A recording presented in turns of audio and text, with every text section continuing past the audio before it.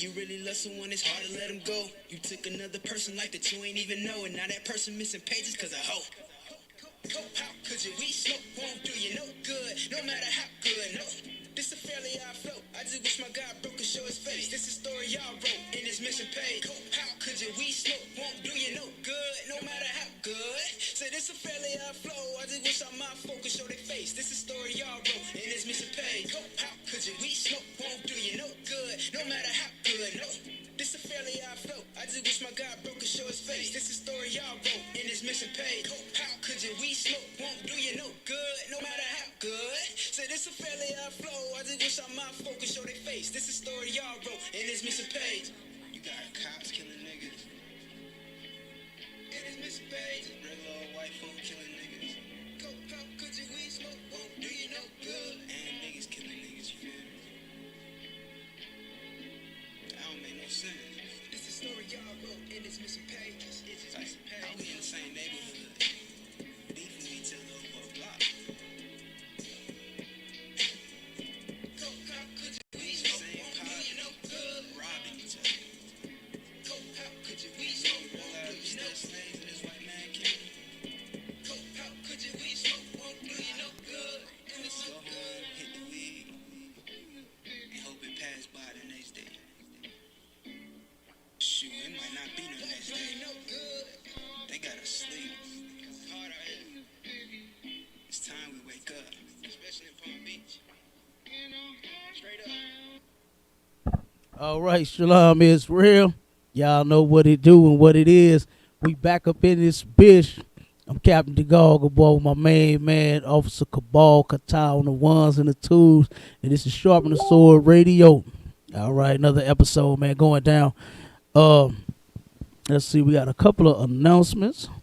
Let me see, we got the next upcoming food drive, June 25th, 2021, from 1 to 3 p.m. right outside of our school here at 5261 Delmar Boulevard. And from 1 to 3 p.m. or until all the food is gone, make sure you are here. Let me see, and if your family, either yourself or your family or friends or someone you know, a neighbor or whatever, needs some food, send them on down. If they don't have transportation, you can pick it up for them. We can deliver it. You know, just have them call 314-696-8288, and we can make any arrangements that need to be made. What else we got? Oh, for the radio show today. If anybody has any questions, want to make a comment or listen live, you can dial 712-832-8330, and the access code is 910-1409. All right. Let's see. What else we got? Cabal? Anything else? Get the Chicago event flyer. We got the Midwest Fire Weekend going down. A gizin. Is that a word? Is down and a gizin a word? Okay, it is in the hood. All right. It's definitely in the dictionary of niggerdom. You understand? But it's going down, man. We got the Midwest Fire Weekend hosted by, of course, Commander Junior Hanna and Captain Mawakwa, man. That brother, he does an amazing job with the Midwest Fire Weekend. I love it. It just gets greater. It gets bigger. We have more brothers and sisters. You know something else too? A lot of the naysayers, they love talking about Captain Tazariak and how he wouldn't feed that little African. But they forget that Captain Mawakwa didn't feed a little African matter of fact, he wasn't a little African. He was a grown African. Right after Captain Tazariak. We did the Midwest Fire Weekend right after that. A sister came, right? A sister came, and I heard about the event, this, that, whoop, whoop, whoop. You know what I mean? And she was like, this is my husband. He's such and such from Ghana. You know, it's like, hold on. Who? He from what? Right. And he was told, and her, that you could come and because you're our people, but your husband cannot. And you know what she did? She came in and ate and kicked it with us and left her African husband standing outside and did not say a word. Okay, he ain't say nothing. She ain't say nothing. It is what it is. But they love. I just had to bring that up because they love. Well, they trying to crucify Captain Tazariak about that. God, But Captain Marquardt did the same thing. And guess what? If we had one come here to our private event, we'll do the same thing. Go ahead. it's a lock here, but it's only the people who want to make a big deal out of it who have an issue with this. When Captain Tazariak said that to that little African child, he understood. He had enough common sense and understood. No, I wouldn't want to have you there at mine either. Yeah. When they said that to the man in Chicago, he was like, "Yeah, no, I get it. Y'all can't come to none of our stuff, no way." So I get that. The people who just want to bring up an argument or who are trying to make a point, usually are people who want to include everybody, right? That's when it gets brought up. These other nations understand the idea of family, community. You're dealing with your people and your people alone. They understand that. We're the only ones who have a problem. And if I could, real quick, to add on to what you just said, if you ride through Forest Park right now, you're going to see a gang, a host, a bunch, a lot of private event signs all over the park right now. Right now. That nobody, no Yehuda, no Yeshiva, no Kemet, nobody is saying anything about that. Why aren't they busting down the doors of Forest Park? Right. Saying, why is this a private event? Why are we not invited? You know what I'm saying? Why they not doing that? Why? Because that's their oppressor. Right. They scared of him. They scared to go approach him. They're mad at us because we make them kiss our boots. We not scared of devils. Yeah. We not scared of the oppressor. You understand? God, we serve the Lord. That's a lot. The same thing would have happened if it was their personal family. If my personal family is throwing an event for my personal family, and random people who wasn't invited just start showing up, you not coming in. That's not. This is for my family. Now, if you may be a guest of my family, that might be one thing, but you wasn't invited. This is a closed event, right? And it's closed to keep you out, right? Like that's. Like, I don't get it. Our doors be closed, right? Like what? You and things and whatever else come along with you out. You understand? We don't want them problems up in here in this private event, and we ain't gonna have them in this private event. And I mean, man, it, like I said, it just kills me how, like you said, they just want to argue with us. Right. You understand? Because we won't accept our oppressor. We won't love them. Damn like right. they do. Damn right. Hey, knock yourself out. Love them all you want. Hey, go be my guest. Me and my brothers and my sisters, we will not. Right. You understand? And we will not let you in a private event. You see, Tupac showed you that in that movie, right? God. He had to act like he was family. He couldn't just walk up and say, "Can I have some barbecue?" Right. Yeah, Cotton Pete, what's up? God. His name just so happened to be Pete. And he turned around, "Hey, what's up, Cud? Hey, AT, what's up?" And he turned around and he was able to get some barbecue then, that way. Right. But he knew that if he didn't say he was family, he would have in no otherwise gotten in and got a plate. God. It real simple. We should all understand this. And see, because even though we the same people, you still right. don't just invite yourself over to somebody's house. Damn right. We hear music. We hear, you know what I'm saying? We see kids playing. We see brothers out drinking and kicking it and all that. Man, you don't just walk up and just invite yourself. God. I don't care if we people or not. You got to get invited to this thing. Damn right. You understand? And then most definitely with the other nations of people, you have to get invited. And you weren't. So why are you walking up here to come to this thing? Go ahead, brother. That's a lock here, but that's our biggest problem, right? Like you said, he knew he had to act like he was family to get in there because only family could come. Right. And our problem when our people raise this issue with us of not letting other people in is we don't see each other as family. We don't, like, if we were in our right minds, we would see every black, native, and Hispanic man, woman, and child as our family. Mm-hmm. You know what I mean? That's my sister. That's my brother, right? Then my cousins. We see each other as separate. So having an event where it's only us it seems strange. Right. No, this is a family function. We keep non-family out of the family function. What are you talking about? Right. That doesn't.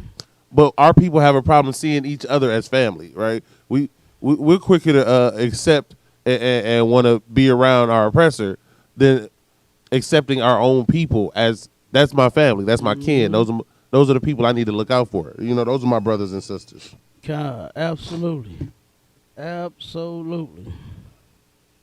All right, 1 second. We got to get on that Juneteenth. Let's get a couple of them articles first. Go to the one where black woman sues Top Golf. Okay. You got that one? We're going the topic, the title that the brother came up with hits right on point. Okay, is 165 years of Juneteenth, and you still ain't free. Good damn night. That's a long time, Mark. To be thinking you free. You know, when you actually are not free. And then, speaking of the Juneteenth, the free-ish shirts that was everywhere when I thought maybe it was a kid. I was like, damn, is this a Kansas City thing first? But then I had to look at the shirt. I had to read it. You know what I'm saying? And see what it said. And a lot of our people in Kansas City, you know, they are woke to the fact that we're not free. Right. And they represented, you understand, that with their shirts. You know, now I know right. If they would just come on in here, they'd be totally free then. They wouldn't have to worry. It wouldn't be no free-ish. We'd actually be free, right? Because we free men and free women in the ISUPK. Damn right. We're not slaves. But they are waking up, you know. And they are starting to realize, and this is why the work is so important. It's why we must do this work all day, every day, like we've been doing since 1969. Damn right. And everywhere, you know, so that our people can wake the hell up out of this deep, damn coma that we are in. We're in a coma. Walking around, doing things every day, but are dead, damn sleep spiritually. You know? And we got to turn around, and like I said, we got to wake up from that. Right? Damn right. And the only way to do that is to actually get into our school. But again, like I was saying, the people, our brothers and our sisters in the world that were at that event, they know.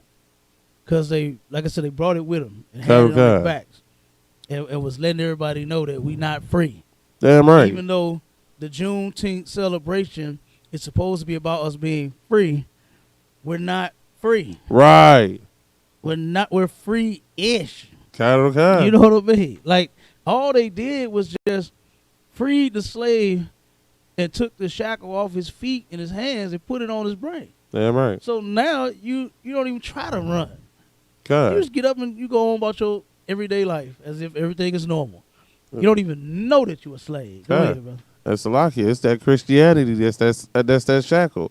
Like that one brother that came up and he no matter what scripture you would show him, oh, but no, God love everybody, right? Right. You gotta be good with everybody. You offended me because I didn't like what you said, brother. Where's any of this in the scripture? Why? We are out here talking about how our people have been enslaved by these people. Right. Everybody else, and that was like you said, that was a beautiful thing. Everybody else, it seemed like understood that we ain't free. Like we got something that looked like freedom, but it ain't freedom. It ain't right. Right. But that one that just had Christianity so hard on his mind, he could not let that go. God. And then, you know, and with that point, and like what you were saying, you know, I honestly thought, you know, because we know when we're gonna get like certain things that you say, especially in front of Christians, you know that they're going to have something to push back. So then you're going to have something to discuss. I think I talked to at least 20 people and said, yeah, you know, one of our biggest problems is we need to stop dealing with all these other nations. We need to not let everybody in our people's business. Huh. And they were like, You know what I was just talking about? Then why y'all still out here look, listen. Our people, even in the world, they waking up to understand we need to stop dealing with these other nations. Like that's our downfall every time because we want to start trusting in them every time and stop depending and leaning on us because we got everything we need. Especially with these scriptures, that's all we need is each other in these scriptures. Damn right, you know what I'm saying? And they done gentrified the goddamn Juneteenth event. Had the damn acrobatics, all of them was white, wasn't it? Kind. All of them was white. So they brought the white folks to the Juneteenth. And see, that's the problem. And in a minute, it'll be lily white, and nobody will even attend the thing anymore, but the other nations of people, right? Okay. That's what's going to end up happening. They turn around and do that everywhere out there in the world. It's like we just cannot have anything without these people, huh? Okay. The only thing that we do have, and I thank God for it, and I actually love it, is we got a home. You understand? Damn right. And that home that no one can come to other than family is the ISUPK. Right. That's a beautiful damn feeling, right. You understand? To wake up and be at home and only see your family. Damn right. You understand what I'm saying? Like, that's a beautiful thing. To turn around and be going in and out and only return to your family. Okay. This is the only place on earth that does not include our oppressors or any other nation of people. Damn it's right. not even a thought in our minds. You understand? We all on the same page and on one accord that this is our house, not nobody else's. They ain't welcome here. We ain't welcome in their house. Damn right. Guess what? You ain't welcome in ours. Nobody, no Christian argues with them if they don't let us in. Because, hell, who tries to let us in anyway? Who do you know break their neck to let niggas in their event? Huh? Unless we playing the sport for them now. Now that they will. If you dunking the ball, if you throwing the touchdown, if you hitting the home run, you know Big Mac he had to do drugs in order to be able to hit like Sammy Sosa. What's my man's name? It's like Barry Bonds. Barry Bonds. Like, they snatch Barry Bonds. They go vilify that brother. They almost killed him. God. They almost crucified him. God. You understand?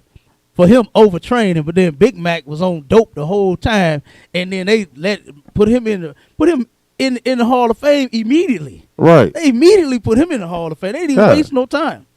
You understand? He retired and he was in the Hall of Fame instantly. Right. I said, God damn. You know what I'm saying? Retired. Let him retire knowing he was a junkie. You know what I mean? Mm-hmm. Barry Bonds overtrained and knocked the ball way on out the park. You know, well, we gotta knock you down. Something's wrong with you. God. We can't put you in the Hall of Fame. You understand? Mm-hmm. Go ahead. Come on. And it's a locket, but like it's like what you said. Like what you saying is like real heavy because here's the thing, right? It's like marijuana, right? Niggas was smoking before it was legal. They made it legal, so then that way Edomites can make money off of it, right? That's what it was. That's what the whole thing was. They wasn't making money. They didn't know how to tax it right. They needed a way to make their money, right? Mm-hmm. That's what they doing basically with Juneteenth, right? Niggas was celebrating Juneteenth whether it was a recognized holiday or not, right? They you know, niggas will just not show up to work because that's what they felt like doing, right? Right. But so Edomites can participate more. They're starting to make it a holiday, right? Yeah. So now that it's a holiday, they can participate more. They can come, they'll get the time off, and then they'll slowly start to, like you were saying, it'll slowly start to be less and less of us and more of them. Yeah. And that's how they take over with everything. That's how they did, rock and roll. That's how they took over the hip hop industry. That's how they take over everything we create and everything we have. They just slowly work their way in by little laws to make make our people think it's for them, right? When really it's actually for them. It says it's a law. We signed this in, and it's such a great thing for Black Americans, right? The same thing with what's that? Martin Luther King Day, right? Yeah.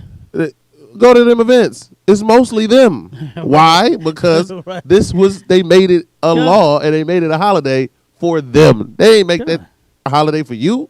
God, and since you said that, sidebar, one of my contracts has Martin Luther it's a lawyer's. Let me see. The second floor is all attorneys, and then the first floor is, I think, real estate, right? Mm-hmm. And of course, it's all family. Okay. And they got pictures of Martin Luther King in the hall and in their offices and on plaques sitting on their desk. And when I first went, I said, why is this? This is when I was in the world. You know what I mean? And I was like, why are they celebrating Martin Luther King so tough? Like, they don't even like black people. You know what I mean? But they celebrating him. And reason being, because if it had not been for Martin Luther King, they wouldn't have what they got. Okay. We would have continued on with our businesses and supporting our businesses instead of trying to sit in theirs. Right. So since we did that, you know what I mean? Now look at it. We don't have no businesses. God. They got them all. They got the real estate. They got they lawyers. They are every damn thing in the world. Right. Starbucks, McDonald's, burgers. When it comes to burgers and fries, who makes them better than a Negro? You know what I'm saying? Nobody. But they turned around and then took over and got the burger, got the chicken, got all kinds of things, man. And like I said, they are everything, and we are nothing. And Martin Luther King was part of the reason for that happening to blacks, Hispanics, and Native Indians, to where now they're everything in the earth, and we are absolutely nothing. You understand? But I'm going to read a couple of these articles, and we're going to show that just like the topic says, over 165 years of Juneteenth celebrating your so-called freedom, and you still ain't free. Like, that is ridiculous. All right?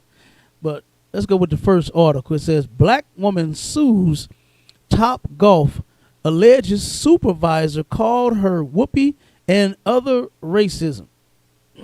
Right? So let's go. This is St. Louis. A former employee of Top Golf USA claims to have suffered from racial and gender discrimination while employed there. Hold on, Salaki.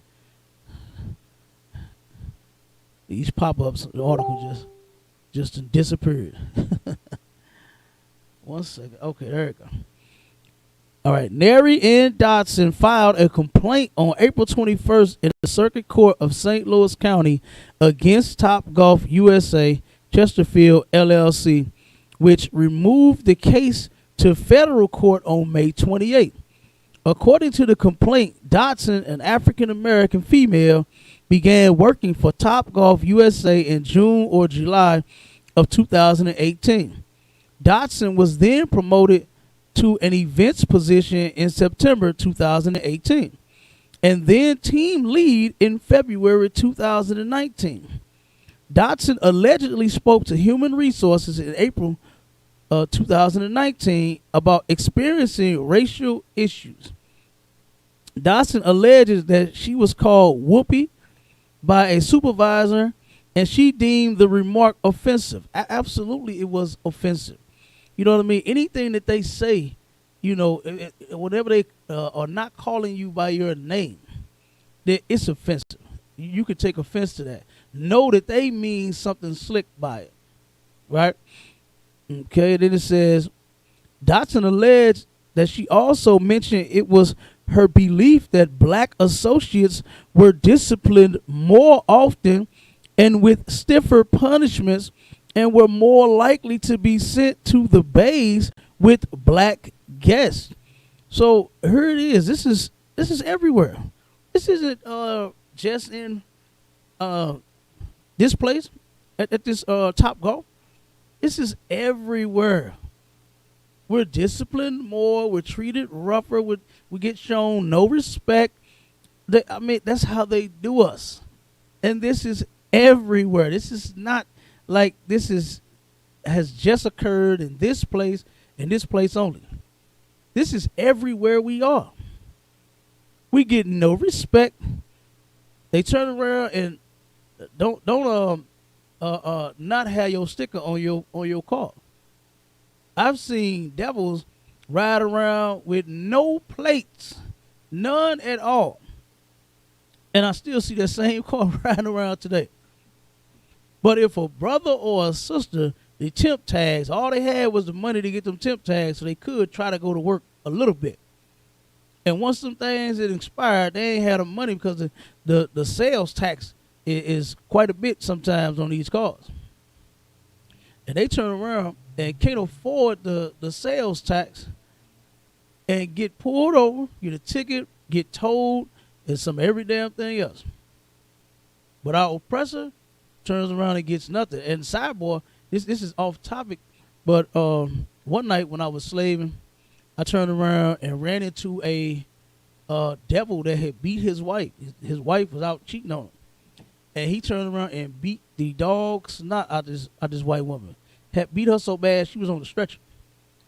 And the cops brought him outside, talked to him, and then took him back in the house and let him take a nap while they took her to the hospital.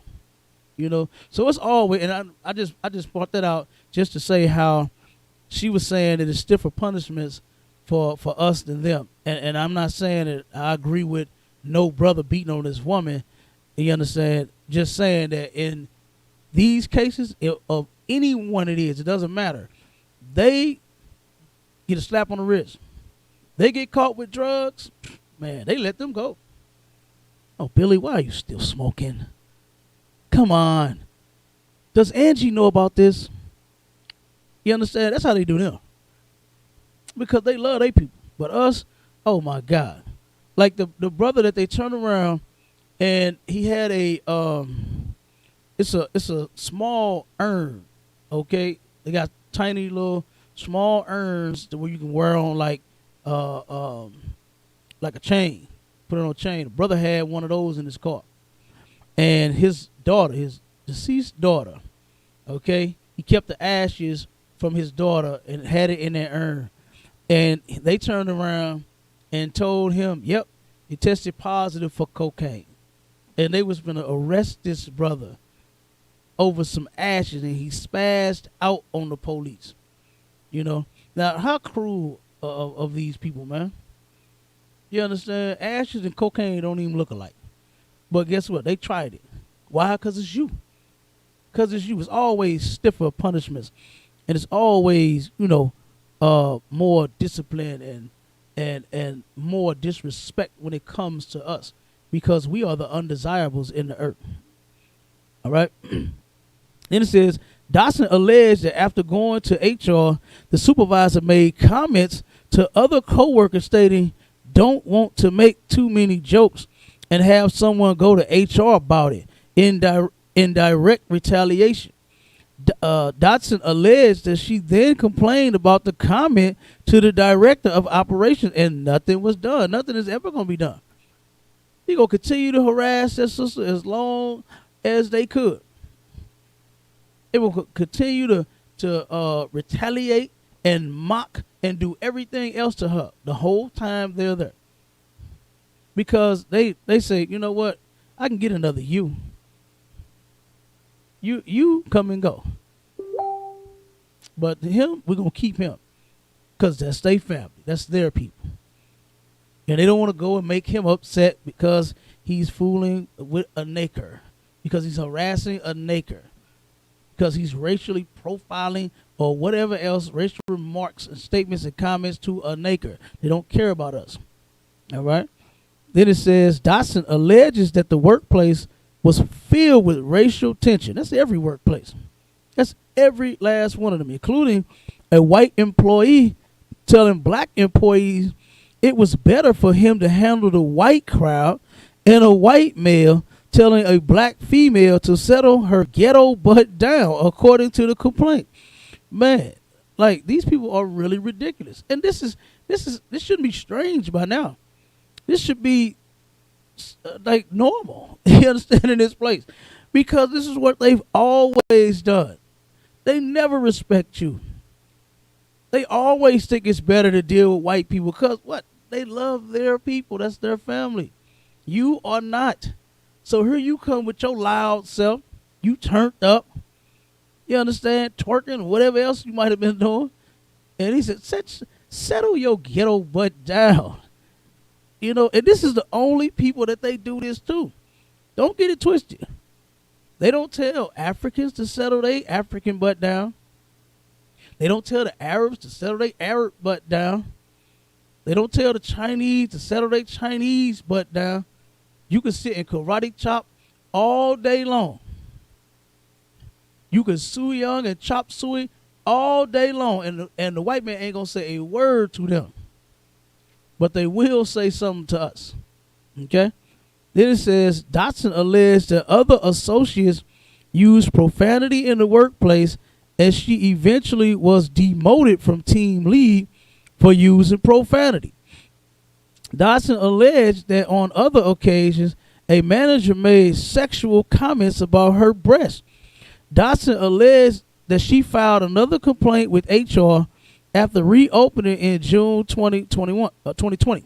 Just like June 22nd, 2020, after being shut down because of the pandemic. Topgolf USA offered additional training for COVID-19 procedures that conflicted with Dotson's work schedule. She requested weekend training or individual training and was refused, but the exception was made for a white male employee, she claims. Dotson alleges she was then terminated for not having the training. So this is what they do. They find any and every way to get rid of you. You understand? This sister here, she got to turn around, and it couldn't have been my wife. All right? No one is going to sexually harass my woman at all. All right? But this sister this is what they've always been enduring. This is not the first case of sexual harassment. But because of Christian preachers being such cowards and not protecting our sisters, they got to go to work and get sexually harassed. You understand? They got a nasty-ass, perverted white man that's hovering over her breast and probably ready to touch her. He's going to touch her. Had she stayed there, he would have eventually put his hands on her. He would have eventually sexually assaulted this woman.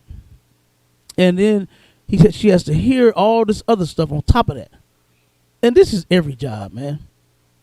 You hear this on every job. This is not the first time you've heard of it. This is not the first case. Okay, and this is why we need to turn around and build up we need to go to their colleges, go to their schools, and let's build up our industries, man. You understand? Not theirs.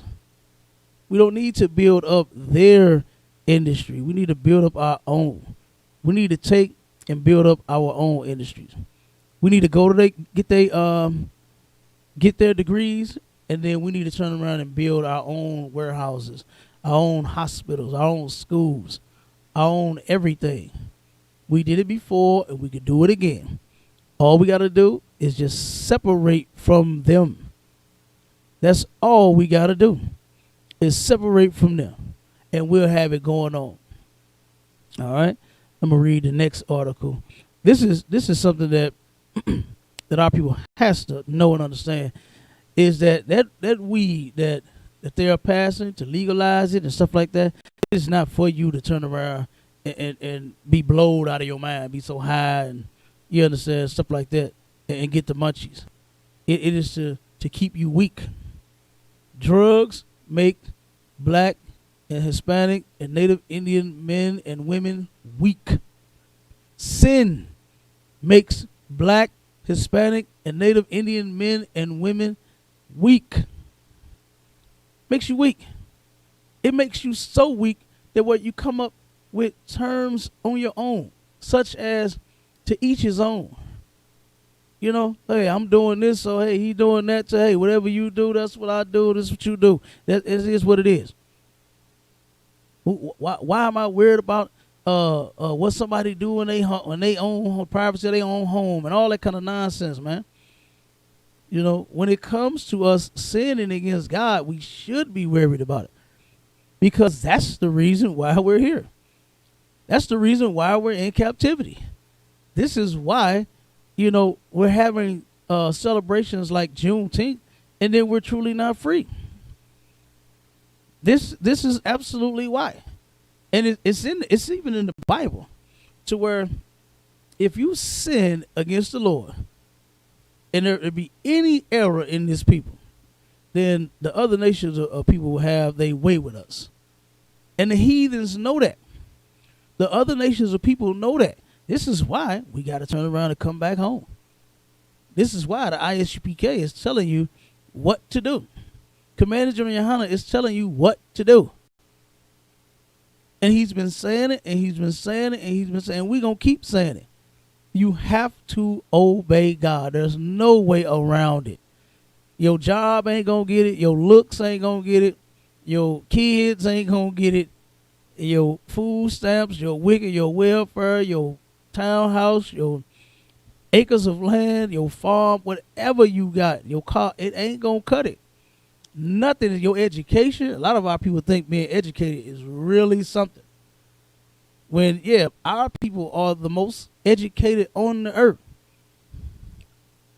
Go to college more than anybody else. But guess what? Look at the condition that we in and look at the condition that they are in. Two totally different conditions. To the point to where we envy them.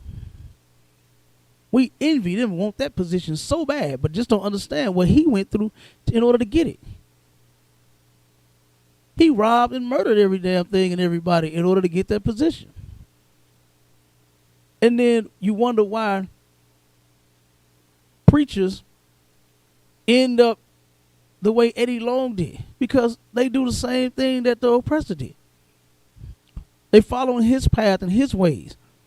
That's why you hear all these disgusting stories about Christian preachers, because they're just like them. They're just like them. But let me get this scripture real quick, and then we're gonna read this this article. 1 second.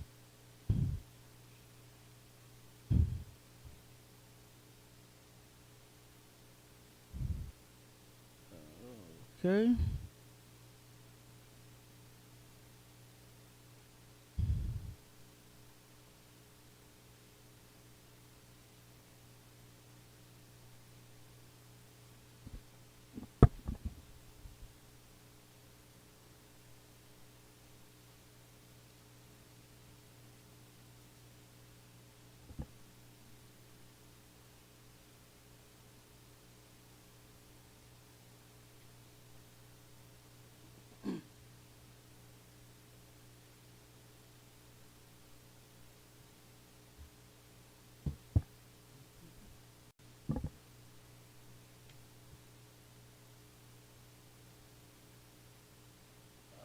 Right.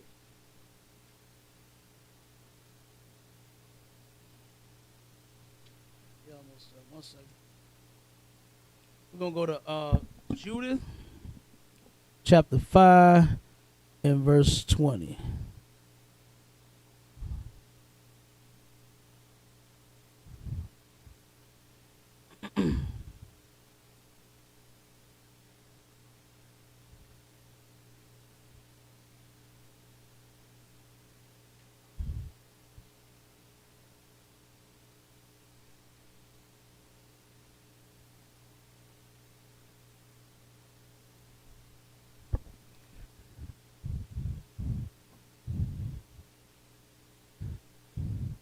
All right. This is Judith chapter 5, verse 20. And it says, now therefore, my Lord and Governor, if there be any error against this people, and they sin against their God, let us consider that this shall be their ruin. This is what the other nations of people know, right? And I'm going to finish it and I'll break it down. And let us go up and we shall overcome them. Okay, this is what our oppressor knows today, right? Is if there is any error against our people, and we sin against our God in any kind of way, it says that this shall be their ruin. They know that there is no other way for them to destroy us other than us sinning against our God. The God that we have just so happens to be a God that is not like the one that they talk about in that church. He does not love you no matter what. Your God, he wants to hurt you when you sin against him. This is why he punishes you. This is why when you steal, you go to jail for 10, 15 years. He understands. When you get high, you lose your teeth. You know, you prostitute up and down the street. You know, you get hurt when you sin against the Lord.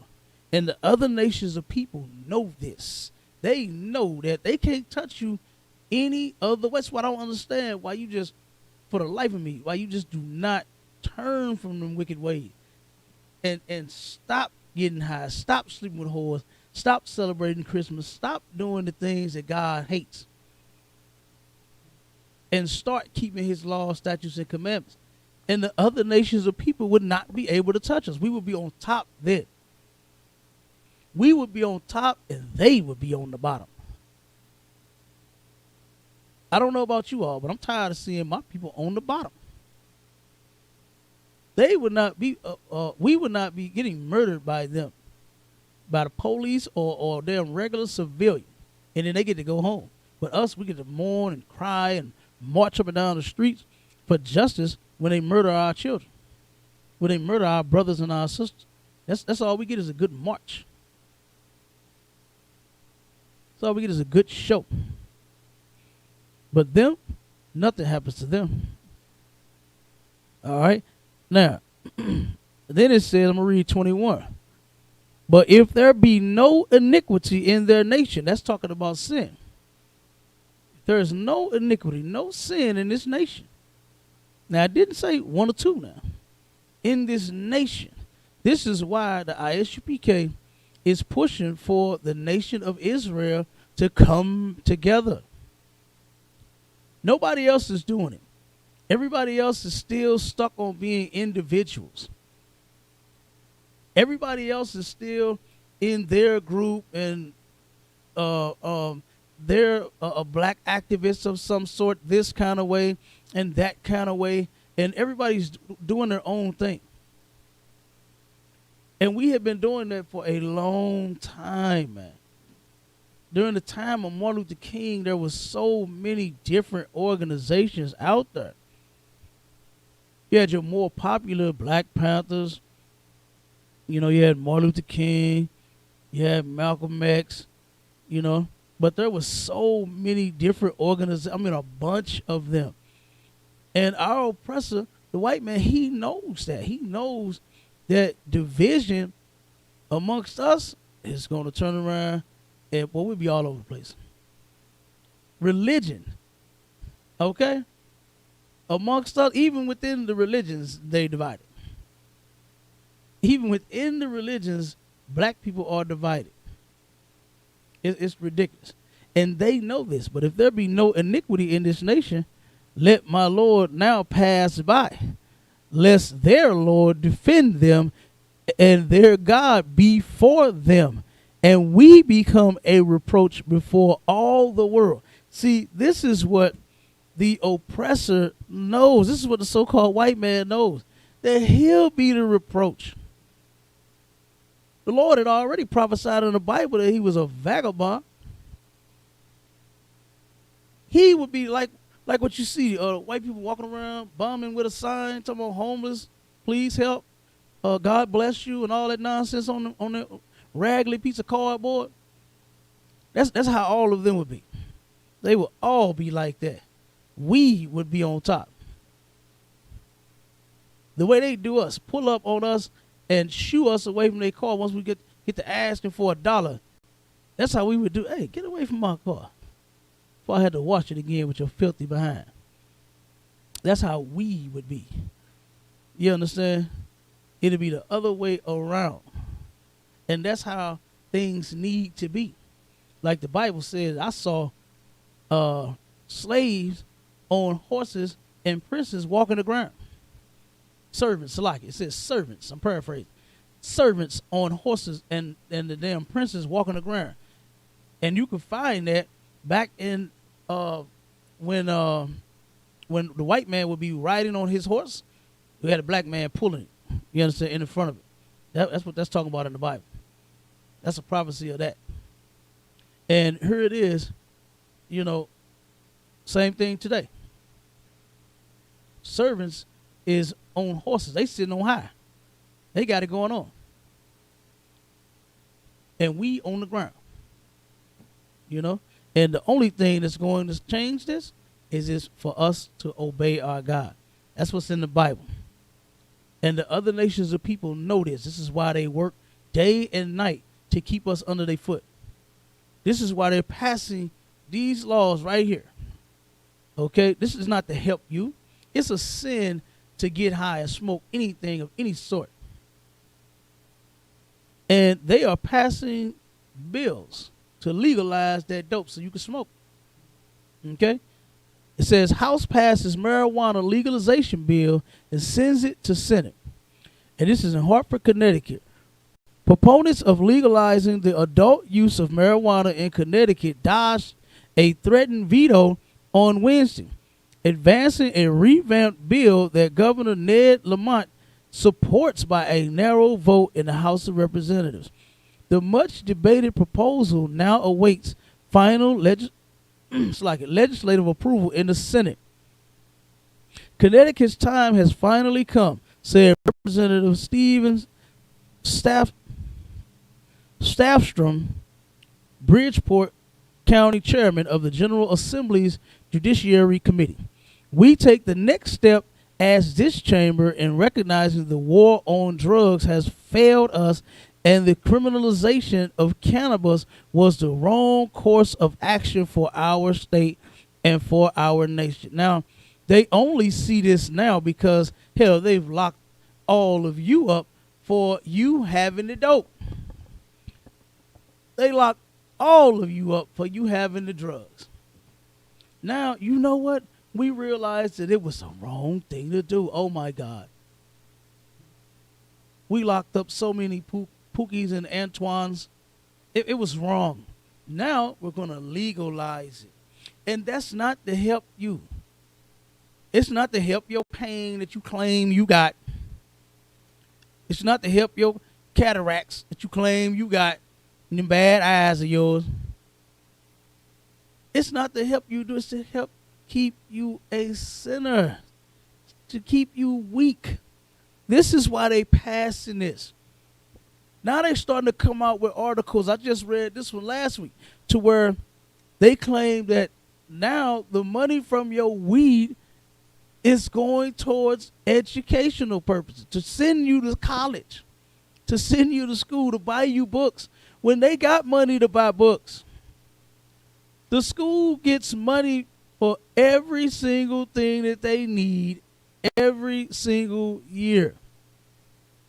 They just don't use it where it's supposed to go. There was a and I can't wait till Cabal get back. He know this story that I'm talking about a principal here in St. Louis that misappropriated and stole all the damn funds from the school to where the kids had nothing. They didn't have a book. They didn't have no paper. They didn't have no pencil. They didn't have no damn basketball to play. At a gym time, they didn't have nothing.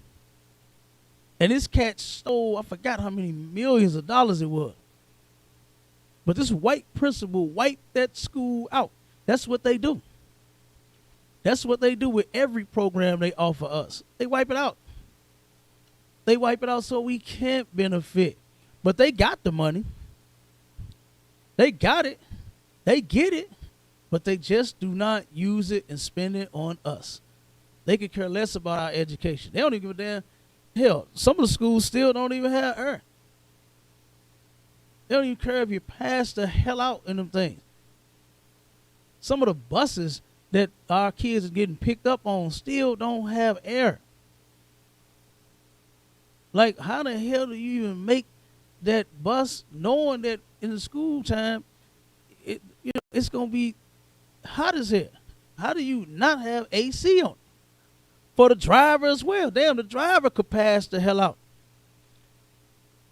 Right along with the students. But they keep making them buses with no air. They make them with no air. So that our kids can go and pass the hell out. Why? Because they don't give a damn. And they've been showing us this since forever. And now they want to legalize the weed because it's still not legal. It's still not legal. You think that the white man had passed this law to legalize weed for you when that's not the point. The point is to keep you weak. And he just said it right here. And that's in the scripture as well. And I'm gonna read the scripture, and I'm gonna read the statement that he made again. One second.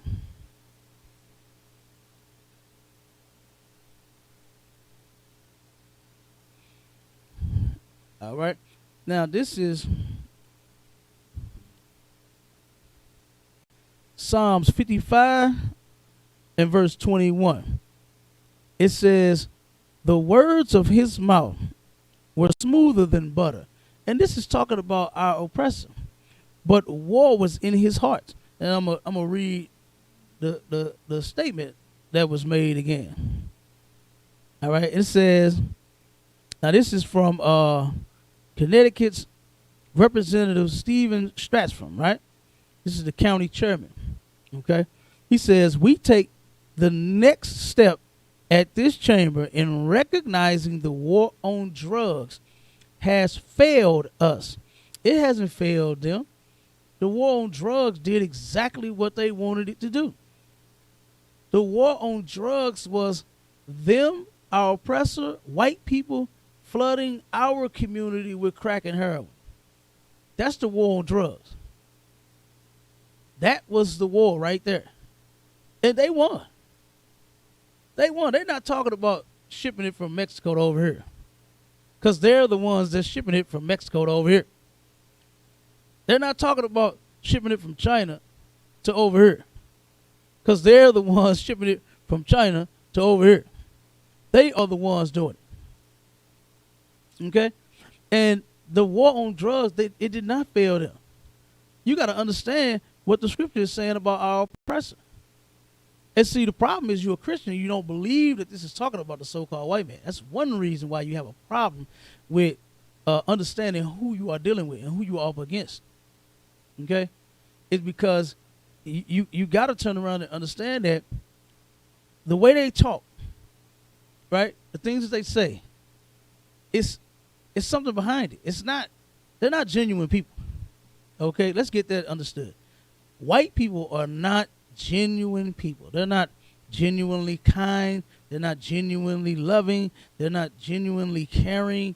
They don't give a damn. They are murderers, man. They are murderers. And he said, and the criminalization of cannabis was the wrong course of action for our state and for our nation. When the hippies was going around smoking weed, getting high, trying to, well, not trying to, but coming into our establishments with their weed, getting high. You understand? That's what turned around and jacked us up. Okay? That's what messed us up. And the Bible says that the words of his mouth was smoother than butter. You understand? And what we going on now, Cabal? Who was that teacher here at that one school that took all that damn money, that white man? I know you remember this story because we talked about it before. It was a white preacher that turned around and misappropriated and stole a whole lot of money. Like from that college prep school. Out that school so that black people could not learn. You understand? Because what I'm talking about now, the article that I got now is where they trying to pass they're trying to legalize the weed, right? And this is out in Connecticut. And the state representative, Stephen Stratford, he said, we take the next step at this chamber in recognizing the war on drugs has failed us. Now, you know the war on drugs ain't failed them. You understand? We lost that war on drugs. Blacks, Hispanics, and Native Indians lost that war on drugs. They won. They conquered, right? Because look at how many of our people smoke weed and can't get off of it. Look how many of our people smoke crack and can't get off of it. Look at how many people shoot that heroin and can't get off of it. Matter of fact, they had put $800 million, and this is on point, to where all over this country, that money was supposed to have been used to help get Black, Hispanic, and Native Indians off of drugs. And not one red cent went and was spent to help us get off the dope. Right. Not one. And that teacher, he turned around. I'm just bringing up other things of how they so-called, you know what I'm saying, do things to help us, right? But then they don't, okay? Because the money that they get for schools and for books and for pencils and for all kinds of things, we never receive it. Right. We never get that. How many years have we been using old books? And every year they supposed to replace the damn book. You know what I'm saying? And we got old books.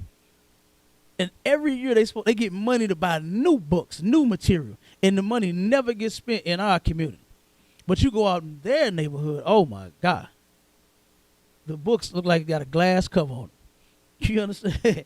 You go to their school. They got glass covers on their books. Okay? Pages is laminated and crisp and clear as it can be. But us, we got to try to figure out what the words say on the sentence. Mm-hmm. You know what I mean? And it has been like that for a long time. The only thing that they could come up to think of to do in our community as far as some schools was to come up with the program of No Child Left Behind. That was one of the worst things that they could have ever damn done in the Black community, was to turn around and just push our kids forward and when they don't even know nothing. Right. You know? And they know that their system is garbage when it comes to us anyway. We learn on a totally higher level than their lowball system. Good. And then when you sit and teach Black children about how great white people are all day, who in the hell is interested in that? You know what I mean? Go ahead, bro.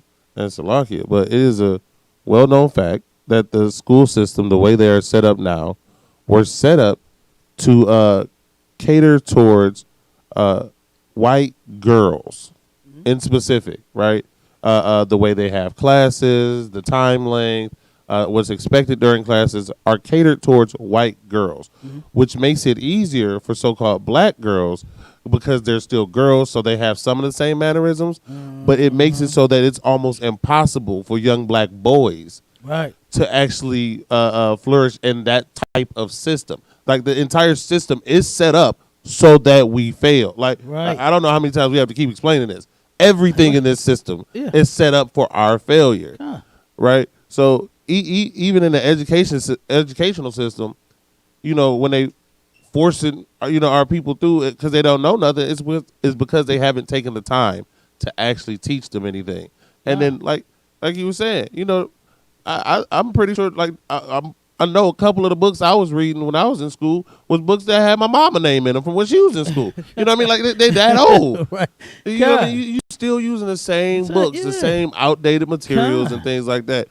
Now, and what you were saying, you know, about with them that money not ever making it to the hood, you know, that goes to show you exactly what happens when you put those so-called Black politicians in office, right? Because even though they in office, and even though like in the city of St. Louis, you know, it's more, you know, so-called Black politicians than there are so-called white politicians. But every time it's about getting funding to the hood, that never gets through. Yep. Now, when that money it comes up for that money to go to their neighborhoods, all that gets approved. And then when it's time for the hood, we can't. We don't have nothing left in the budget. Right. So why they keep getting all the money and then none of the money? Like the money don't cross Delmar, right? But you get taxed by the same people, right? And it's more people on this side than it is on the other side. Absolutely. But somehow, for some reason, it's never money. Well, that's because this system, this government, the school system, the churches, they all set up against you. Right. And I don't know how much more we got to tell our people, how much more we got to show our people. Like, these people hate you, and everything they built is to destroy you. Yeah, absolutely. And then what you want, you dead on. We're saying that this system is against us, and it's set up for us to fail, Right. not for us to flourish. Right. And they don't want you to. They're not trying to legalize weed so you can go out and buy your biggest and best bag of kush so you can get as high as you want and eat up all the cookies and the milk and ice cream and cake that's in your refrigerator and get the munchies. You know what I'm saying? That's not why they do. They doing it to keep you weak. And this is what he said again. He said, we take the next step as this chamber in recognizing the war on drugs has failed us, and the criminalization of cannabis was the wrong course of action for our state and for our nation. And this is only after they've locked all of us up. You understand? Go ahead, come on. And Salakia, they still see. This is the part that kills me. They still won't go over exactly why cannabis was made illegal in the first place. Because let's look at the history of this country, right? George Washington owned a hemp farm. That's what they grew, was cannabis on his farm. The original Constitution is written on paper, made out of marijuana, hemp, right? Yeah. What happened was, after slavery, and they didn't get all the free slave labor, it became more increasingly difficult to process the hemp. So hemp started to go out of fashion, and wood took over, right? Now, when they came up with the hemp gin, right, to make it easier to process the hemp, a man who owned a lumber company and stock in a newspaper, he started running articles saying that marijuana made so-called blacks and Mexicans strong and want to rape white women. And so to protect white women, we had to make this drug illegal. See, the only reason they passed drug laws dealing with you is because they feel you're a threat. Right. They don't pass them because they benefit you in any way. Right. We wasn't smoking the dope back then. They were the ones growing it and smoking it. Right. We wasn't smoking it. It was their farms. Right. Right. But to make money, we had to be the demons. We had to be the ones that are evil, and they were, trying to get new reasons to lock us up anyway. So this just fit right along with their system and right along with their program. Right. Now that they can make the money off of it and that they can benefit from it, now we're going to make it legal. It has nothing to do with our people. Right. Right. It just has to do with what goes in their pockets. Yeah. That's all they care about. Absolutely. And then, like I mentioned, the one now over in East St. Louis where they're starting at, because the first dispensary in this area was over in Cahokia. Okay. Right. And so now they start with East St. Louis and claim that the money from your weed now is going towards your education, putting your children through school, right? When it has never done that, and it's not going to do it now. It's not going to happen now. Nobody's going to go to college because your mama is smoking up all the weed and has a damn dispensary card. Yeah. You know what I'm saying? Go ahead, come on. Salakia. See, again, like you said, this is all just a ruse, right? Mm-hmm. Okay. The lottery money goes to the schools too, don't it? Schools still look like trash, so even though it's millions of dollars in the lottery, right? What happens is that money, that extra tax money, is taxed at the state level. It goes to the state's educational fund, not your local school. That money isn't going to East St. Louis. That money is going to Springfield.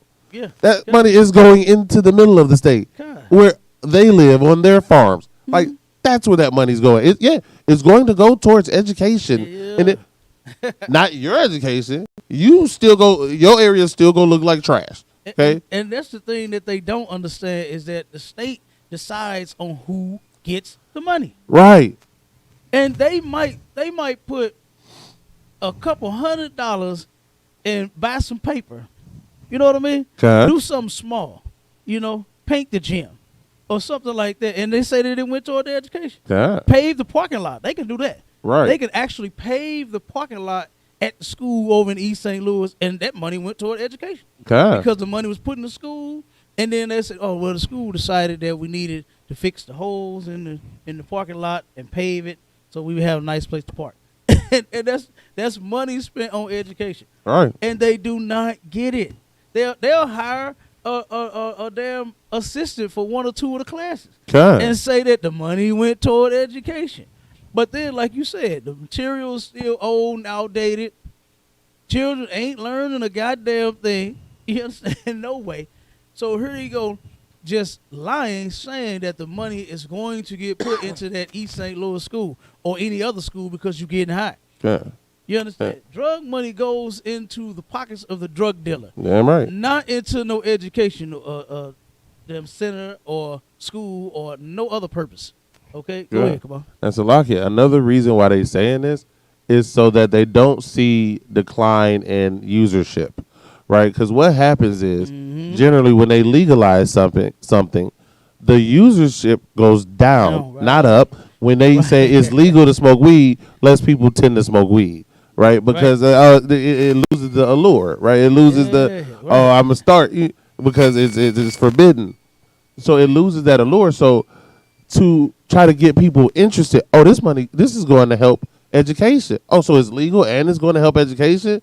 No, they're doing that to make sure that you still smoke the weed, right? Because naturally people just stop smoking, and they've seen that in I think was it like Colombia or something like that. What they did was they legalized all drugs, every drug, crack, heroin, all that.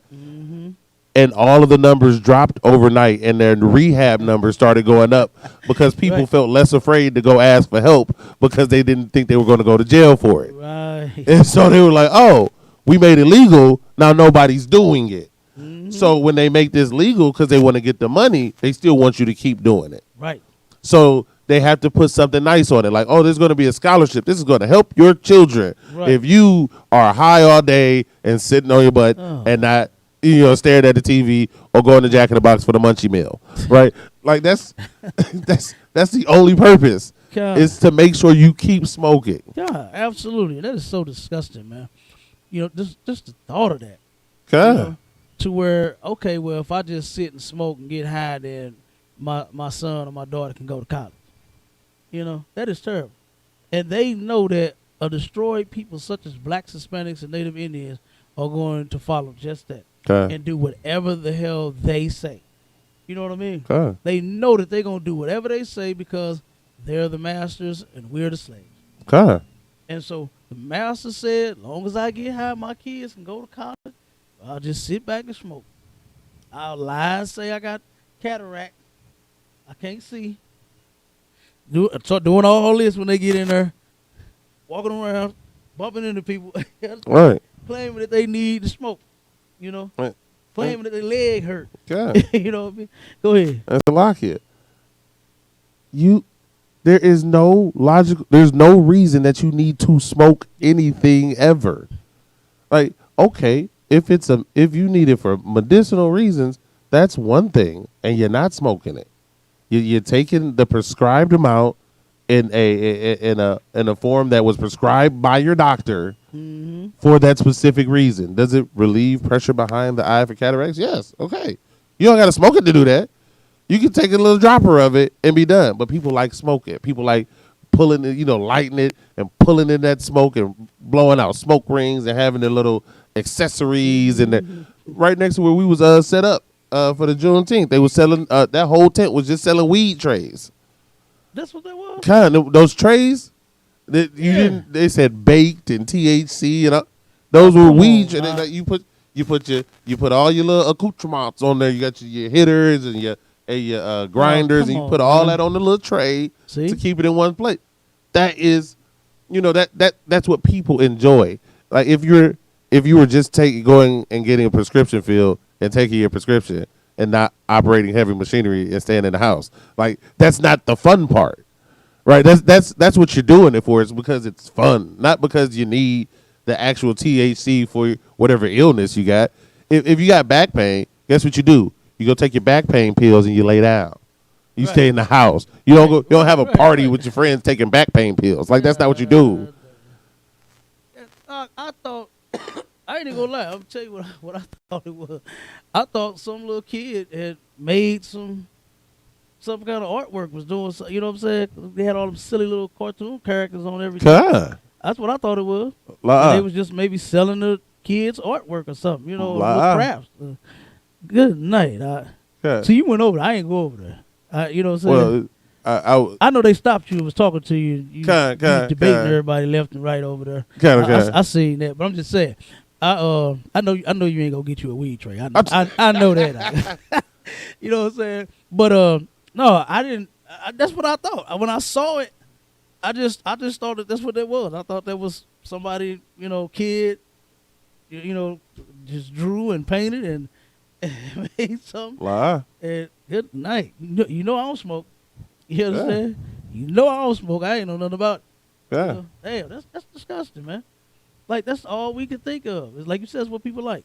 Like, people like drugs. Yeah. They know that.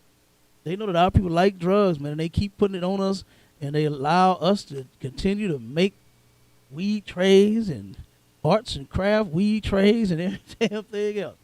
Good night, Damn, man. Matter of fact, I seen that somewhere else, too. Somebody was on Facebook selling it to where you got the whole look, everything. The cruncher crumbler thing. They crumble it up and they was just sitting there doing the whole thing. They had the whole stalk with it right here and this over here and that. I saw that disgusting mess, man. I was like, God damn, that's sick. So like those are popular now. Yeah. Like, those are really popular. Like the personalized and decorated like weed trays and that's like stupid. accessories that go with it and stuff like that. That's you're a whole junkie. You're a whole damn dope fiend. You know what I mean? and with a nice tray. Yeah. You are a dope fiend with a nice tray. Yeah. God damn, man. I'm telling you, that's terrible. But let's get to the next article. Let's go to the St. Louis organization commemorates Juneteenth with walkathon. Good night, boy. We cannot get away from that slave mentality. Right. You understand?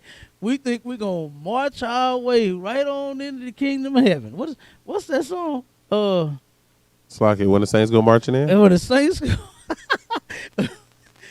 Saints go marching in, man. You've been marching for, how many years? Come on, 165 of them years at celebrating Juneteenth. And you ain't marched out the ghetto yet. Let alone the damn kingdom of heaven, man. You talking about when the saints go marching in. You ain't, man, it's not going to happen. You're not fit to walk your way into the kingdom, man. It's not going to happen. You got to come and get in the truth. And you're not going to walk your way out of slavery either. You understand?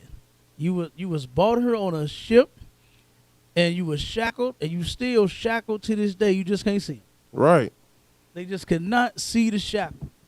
They got invisible shackles on their brain, man. Damn right. That they don't even know is up there. And the main one and the first one is called Christianity. Damn right. It's called Christianity. And then the others. Like the sister was asking me about the religions yesterday. All the different religions and stuff like that. Trash, garbage. You know what I mean? Damn we right. not supposed to be in none of that mess. Right.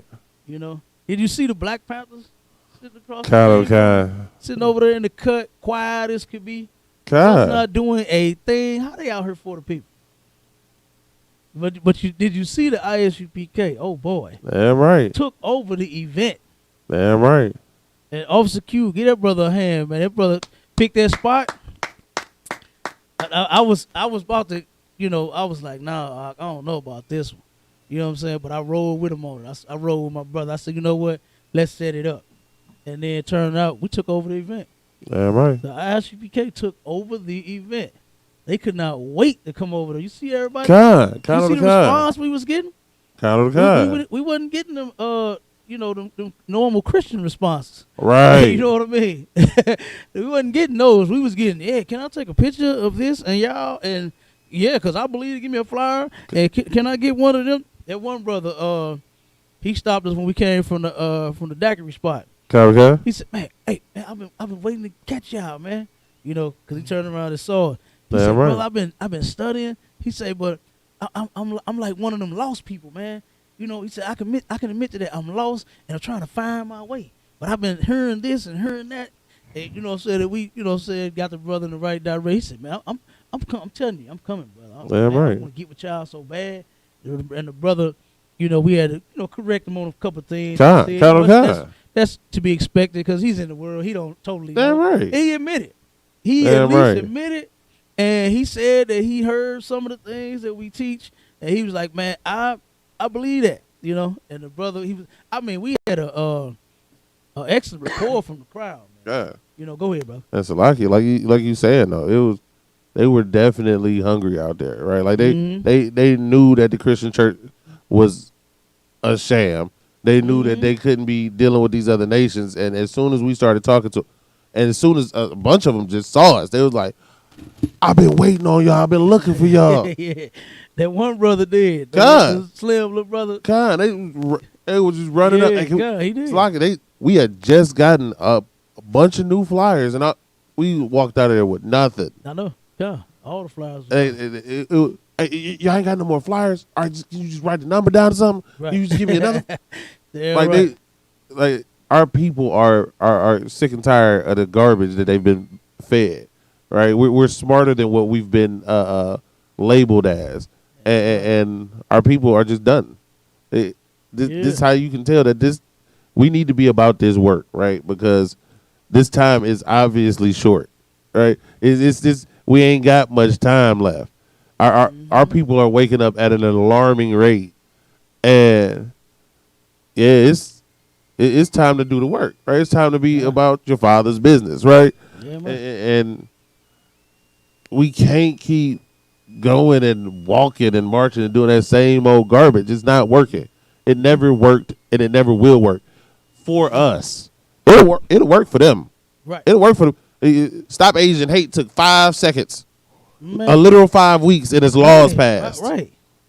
A literal 5 weeks and his laws passed. 5 weeks. 400 years and you still getting busted up by the cops in the streets and they ain't doing nothing about it. Still marching. Still walking around. You still walking around and pulled a walkathon. That was the only damn thing you could think of was to do a walkathon through the city of St. Louis. Instead of standing your goddamn ground, man. Instead of standing still. You understand? Standing with your brothers and your sisters, not walking with them. You understand? How about warring with them? You understand? And Salakia, I'm looking at this picture from the article, and you know it's dang near all women. Yeah. And especially at the front. I see a couple brothers in the back. Yeah. And of course, you know, there's a mic back there. Mm-hmm. But all women in the front. Yeah. And a little child. Big mouth, wide open as all outside. God. You understand? God. Screaming and yelling, walking through the city, talking about nothing. And they look at us crazy because we decide we want to protect our women. Right. We not putting our women out there on the front line. Right. We protect ours. We keep ours in the back. We ain't them. You understand? We are not them. We're not going to put our women out there like that and say, what kind of man would do such a thing? A Christian man. Kind of kind. Man, a preacher man, a deacon man, a reverend man, a pastor man. You understand? Damn right. A black activist man. He a Christian too. You understand? A Black Lives Matter man. Whatever group and organization you in, man, you'll do it. Because that's all they do is put their women right on out there in the front. That's a lot here. Even the Black Panther Party. Even the Angela Davis pushed her right out to the front. All the like women. It don't matter what other quote unquote black group you want to talk about. Come on. The women is always in the front. Come on, all this? women yesterday at the Black Panther Party. One dude. One brother was there. That's how these community organizations are. They're centered around women, and they wonder why our men aren't men anymore. And Salaki, he didn't even look like he was actually a Black Panther. You know what I'm saying? The one that was with him.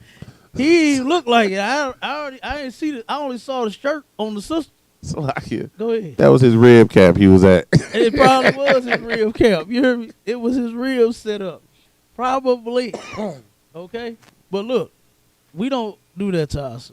Damn We ain't right. finna have our sisters out here looking silly, like these sisters, man, with no direction, thinking they leaders. You been the white man left you the leader of the household for 50, 60 years. How has that been working out for you? How is your sanity? Right. You understand? How are your children? Are they productive citizens like what you told them you wanted them to be when they was little? Or are they somewhere in damn jail and in drugs? Or a criminal of some sort, of gay or lesbian? How has that been working out for you? You've been the leader of the household for a long time. Can't even lead the damn house. What in the hell make you think you finna lead this nation out of captivity? Right. You ain't finna do it. And the white man know that you not gonna do it. Damn right. That's why he keep making the black man just as weak and soft and pass drug laws so he can get high and so he can take advantage of you. That's it. That's the whole setup. Okay. And we still don't see this. Okay. Go ahead. It was like I was explaining, to a sister. Look, women usually make decisions based on emotion. Mm-hmm. And guess what? There's nothing wrong with that. Because you're a woman. That's what happens. Like it's natural for you. But when you raise men and they think it's okay for them to make decisions based off of emotion, that's when your problems start to come in. Right. Because when black men start to make decisions emotionally, people die. Yeah. Like that's what happens. Yeah. People's lives are destroyed, and the community is destroyed because we won't think logically. We want to think with our emotions and how we feel. We need this. The reason, one of the biggest reasons the ISUPK is needed so much, and what Commander Junior Hanna did was so great, is because it restores that type of man into our community. A man who can logically make a decision. Damn right. Who thinks about something and takes away how he feels about a situation. Right. And addresses the facts as they are. Damn right. Right? And which is why, the ISUPK has never been defeated in a debate. We're debating our logic with your emotion. Everything you say is based on how you feel and what you think. And what we're telling you is just flat out, listen, this is what is written. This is the context. This, you know what I'm saying? We break it down as a man should and as every other man does when dealing with business with every other nation. They only want us to deal emotionally. Everybody else can deal logically, right? That's why they send in people like Vocab Malone to. Oh, you guys are thinking too logically. Hold on, wait a minute. The NFL had to get them because no, these players might actually start thinking logically because they're hearing these Hebrew Israelites, and now that's going to cost them money because they're going to start to realize their worth, and the owners might take a hit in their pocket. No, we got to stop that. We can't have them thinking logically and thinking about their actual value. We got to have them thinking emotionally of how good they feel that we decided to accept them on our team. No, that's not how this works. You pay the talent because the talent is what's paying you, not because of a feeling, right? So getting our men out of this and having women leading us, I mean, that's how we stop us being emotional. But for right now, like you were saying, emotional men, that's how you end up in jail. Yeah. That's how you end up with dead children and drive-bys because somebody did something to, like the brother said, you offended me. That Christian was so mad when he you offended. That's a sin because you offended me. Yeah. That's he, not a. He what are you talking a about? Whole fit. Because the brother said that. That's what I told him. I said, Salaki, brother, let me say something. Brother, we need to stop being so emotional. You know what I'm saying? Over a word. God. Like damn. Like over a word, bro. You got your panties all in a bunch over a word. God. And then start talking that, man, see if y'all wasn't so aggressive, man, y'all can get y'all word across, more people would listen to y'all. No, you just ain't listening. You see everybody at this table? Right. You know what I mean? Did you see Ishakar come over there? Come on, man. You must ain't seen his table back here, brother. Thing popping. So it's crazy. I don't know what you talking about. You understand? And that's the thing. And that's the blessing part about being in the truth is we not like your pastor. We not writing down a special message for you to come and hear. You understand? We teaching you the truth. We want you to come and hear the truth. We don't give a damn how you feel about it. Right. The truth is the truth. You understand? And that's what you get when you come here. Not no speech. We're not worried about speeches. Like, you know what I'm saying? Like, that's not our concern. We're not trying to grab you with the speech. You know how to preach it. No, thank you, Jesus. We ain't doing that. You understand? That's what he's doing to get you. Right. We ain't trying to grab you like that. Okay. All right, go to Genesis 25 and 16. That's what we doing. Right. If you ask a question, we're going to break that down for you. Damn right. And we're going to teach you the truth, not cater to your emotions and your feelings. Damn right. The preacher know every week that the woman is filled with feelings and emotions. Kind of kind. All week long. That's why he got the music for you. Kind of kind. That's why he got the pretty flowers for you. That's why he got the pink and the green carpet on the floor for you. You understand? Kind of kind. That's why he got the services for you real early. You understand? The choir rehearsal and the study group and the Bible study and that's why he got all that for you. For the woman. Because Christianity caters to women. It's women worship. That's what it's about. You understand? No man in there at all. Okay? The damn man of Christianity was a child molester and a homosexual. So I mean, come on. Why you think the pastors are homosexuals and child molesters? Because the God of Christianity is. Go ahead, brother. That's a lot here. Like, that is the black Christian church. Y'all don't even get the same Christianity white people get. White Christians are like, they get a whole different Christianity. Because guess what? They men come out of there not emotional. Yeah. They men come out of there leading their communities. Right. They men come out of there making business, putting you in chains. Yeah. Like, so obviously in their churches, they teaching something different than they teaching in your churches. Totally different. And they're the ones who set up the doctrine for your church. They're the ones who had overseers in there making sure your pastors were teaching exactly what they were supposed to be teaching. Right. And your pastors to this day still teach the exact same lessons and messages they've been teaching since slavery. Yep. So after they got it good and ingrained in you on how you're supposed to teach and what you're supposed to think that the Bible, the scriptures mean in the Bible, after they got made sure you had all that, then they went ahead and went back to their church, went back to doing what they was doing and building their community. Absolutely. Absolutely. Read a little bit of that article. About it. St. Louis organization commemorates Juneteenth with the walkathon. On Saturday, James Tucker made sure attendees at the inaugural Juneteenth Caribbean Heritage Walkathon knew of the work and leadership of the late Reverend Dr. Ronald Myers put in during his lifetime to make Juneteenth a national day of observance. Juneteenth, which commemorates the day that after over 10,000 African American slaves heard the news of their freedom, was made a federal holiday after the House voted overwhelmingly in favor of the move on Wednesday, and President Joe Biden signed the bill into law Thursday afternoon. Now, let's stop right there real quick. Joe made a real quick move.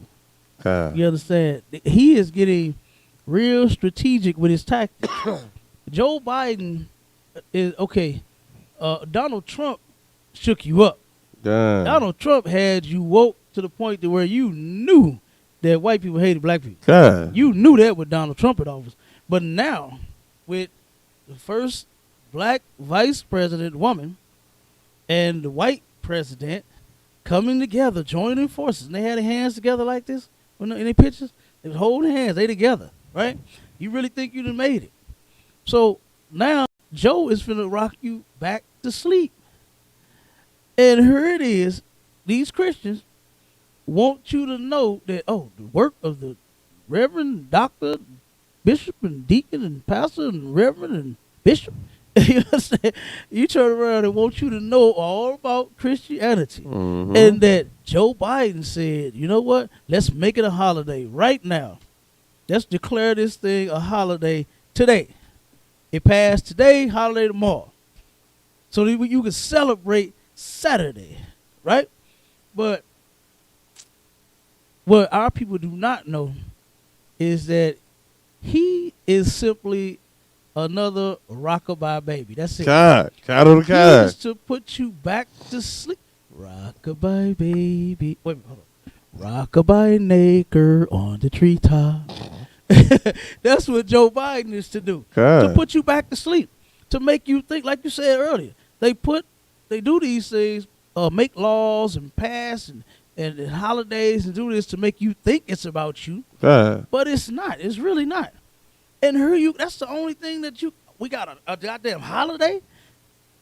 But at the same time, we still losing our lives. Right. But we got a holiday though. God. You understand? Go ahead, come on. So like Asians get legislation passed. You Nakers get a day you can go celebrate the streets. How about that? You go play. We gonna actually pass laws when it comes to dealing with them. Because last time I checked, wasn't they supposed to be protesting about another kid that got killed? Of course. Another one that like is. Oh wait, Slovakia. No protests. It's not election season, so they're not protesting right now. they only do that when it's an election time, and then after the elections, all the protests go away. All protests go away. Right. I ain't seen one yet. That's that. If you think about it too hard, it sounds like it's set up that way or planned that way to get Nakers ready and involved for the politics, so they can be invested in their system. Huh? Absolutely. Oh, look at that. That's crazy. That's crazy. But that's what it's all about. That's what it's about. Joe Biden turned around and made Juneteenth a holiday. Okay. See, Joe a good white man, ain't he? Kind of the kind. He a good white man. That's what he is. That black woman is in there working there. She working that white man. And you know how she celebrated Juneteenth? With all white people. She didn't even take, and they got pictures. Okay. They got pictures of her sitting at the round table with everybody white. And they had the black butler, the black maid, and the other damn maid. You understand? Yeah, right. Serving white people. But we so-called is free now. We free, ain't we? Yeah. We free. But the first black female vice president sat at the table with all white people. Good night out. But here it is. You're so excited because it made it a law. It made it a holiday. Go ahead. So lucky they look like her family.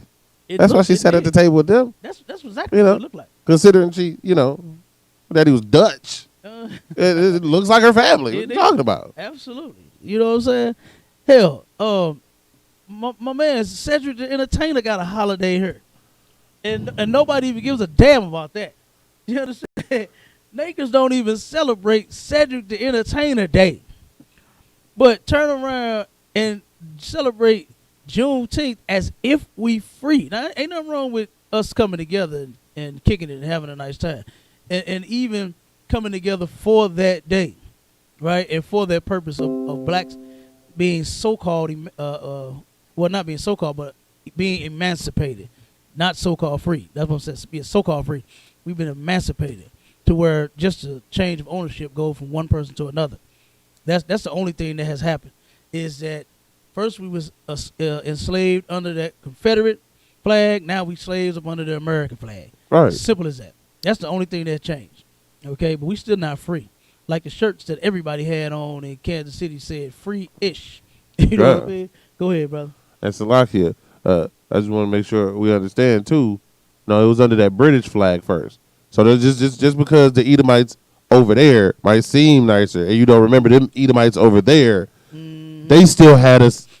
Before this was called the United States of America, this was a British colony, right? And so them too. They don't, because a lot of our people try to just make it's just the American white people. No, Edomites all over the globe have been oppressing us since forever, and ain't none of them no different. Damn right. Damn right. So with that, we gotta wake up, man. Damn right. Our people gotta wake up. Now, as far as the event yesterday that went down, that we invaded, like we always do. Damn right. An event. Boy, did you see the face of that one devil with that dog? Did you see her? God. Oh my God. She walked past at first as if she was like we were going to welcome her and just come to our booth, right? She turned around and look, hi, smile, trying to smile at the brothers. No, Lassie, keep going. And not the small dog. We're talking about the big one. Right. Right, the one that had 2 legs. Turned around and looked and saw them signs, boy, and come back. Started looking at every brother like, you niggers. You see that? Oh, my God. Did somebody get that on tape? Who had the camera at that time? Oh, we should have had that on camera. Because that's exactly how they really feel. You know what I mean? God. They smile in your face, and soon as the truth come out, they find out that you do not love them and worship them as their God. They hate you. Right. It comes out.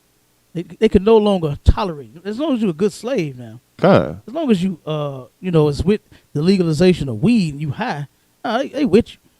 You understand? To each his own. Go ahead, buddy. If you smoke, I smoke too. You know what I mean?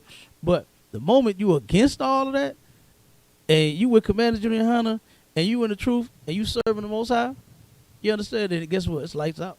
It's game over then. Go ahead. It's like it. Just you can tell exactly how powerful what we doing is, right? Because these organizations who come up and say, take up arms against these oppressors, they ain't got no problem with them. They fine with them. Mm-hmm. Or to do violence against these oppressors, they're fine with them. Mm-hmm. Us who say, you know what? Don't hurt them. Don't touch them. Leave them alone. Mm-hmm. And just leave them alone. Don't deal with them in any way. Just deal with ourselves. We're the issue. Yeah. We're the quote unquote hate group because we say, look, love your brother, love your sister, and don't worry about anybody else. Well, I didn't hear hate anywhere in that. I'm just not worried about you. Right. I'm choosing my people over everybody else. Mm-hmm. But we can't do that. Anybody else says that, anybody else tries to do that, it's not a problem. For us though, we can't not love them. And the fact that we showed no love to that woman, we didn't look at her, we looked past her and started talking to people around her. Damn right. When we saw our people walking up, we just walked and talked to them. Uh-huh. That she could not. She was. She never. You know what I mean? Like she was personally offended. I'm sure she was. Any other time, the Negro probably jumped right in her face. Can't wait to see her coming. And jump right in her face, smile, throw the jacket down, she can walk over a puddle, and everything else cater to her. God. You understand? And she couldn't stand that one. Boy, that was funny as hell when I say that though. But other than that, man, it was a decent event. It's not like the cookouts that we throw in the UPK. You know what I mean? Nowhere near that. Because guess what? It was white people that spoiled the event. Right. Just the sight of them, man. Right. Like you turn around and you celebrating you being free from these people. Why the hell would you let them in your event? You know what I mean? Right. This is the one event that you should not be able to walk up and down. But here it is. This is Christianity we talking about. And I'm sure the people that organize it are Christians. Okay. I mean, they had it sold up, though. All them streets and blocks and booths and tents. It was big. It was big.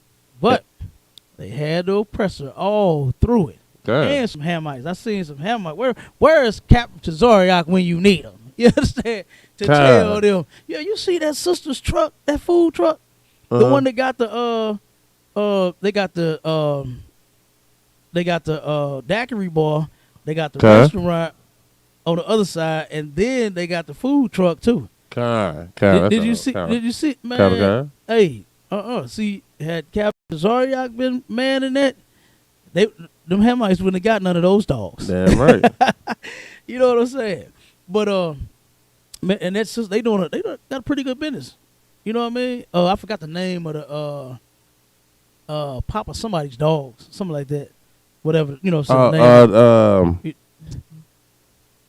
I can't remember, but the man. Did you see him? I saw. How did he? What kind of bun did they make to put all them dogs on? I don't even. Salaki. I don't know. I just remember them onion rings and baked beans on the hot dog. Hey man, They had it set up. They had it Kind set of up out there, kind. man. It was going down. They it was pretty decent.